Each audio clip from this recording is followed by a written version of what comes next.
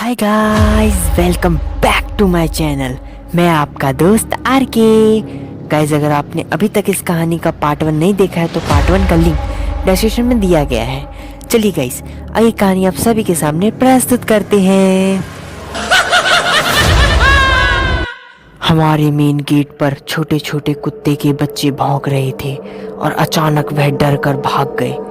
परंतु हमारे घर में तो सभी सो रहे थे और मेरे अलावा और यहाँ कोई भी नहीं था। तो आखिर वह डर क्यों गए? मुझे लगा कि वह तो बच्चे हैं, आखिर डर गए होंगे किसी चीज को देखकर। और मैं सोने के लिए जैसे ही अपने बिस्तर पर पहुंचा और लेटा, वैसे ही मुझे दीवार पर कोई काला सा साया दिखाई दिया और वह अचानक ही गायब हो गया। मुझे लगा कि वह मेरा वहम होगा और मैं सो गया। अगले दिन सभी लोग गृह पूजन की व्यवस्था में जुटे थे। वह घर को सजा रहे थे।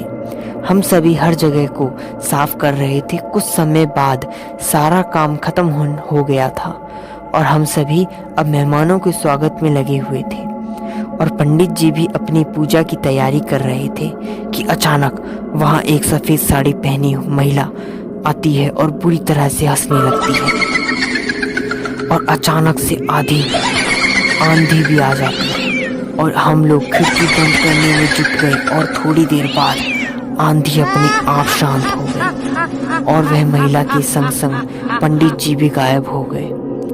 और मेरी बीवी भी उस दिन के बाद से आज तक अपने बिस्तर से उठी नहीं है।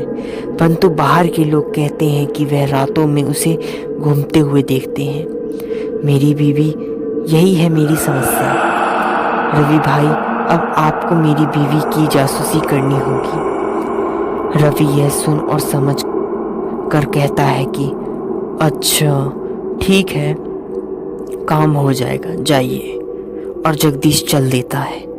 रवि अभी इस समस्या के बारे में सोच रहा था और इसे लग रहा था कि जगदीश को मेरी नहीं, किसी पंडित की ज़रूरत है, क्योंकि जैसा उसने बताया इस बात से तो यही ऐसा लगता है कि वह घर शापित है और शायद उसकी बीवी में वह आत्मा घुसी पड़ी है। लेकिन यह भी हो सकता है कि उसे सच में मिर्गी का दौरा पड़ा हुआ हो और कोई बदमाश जगदीश को वह घर खाली करवाना चाहता हो। आखिर माजरा है क्या?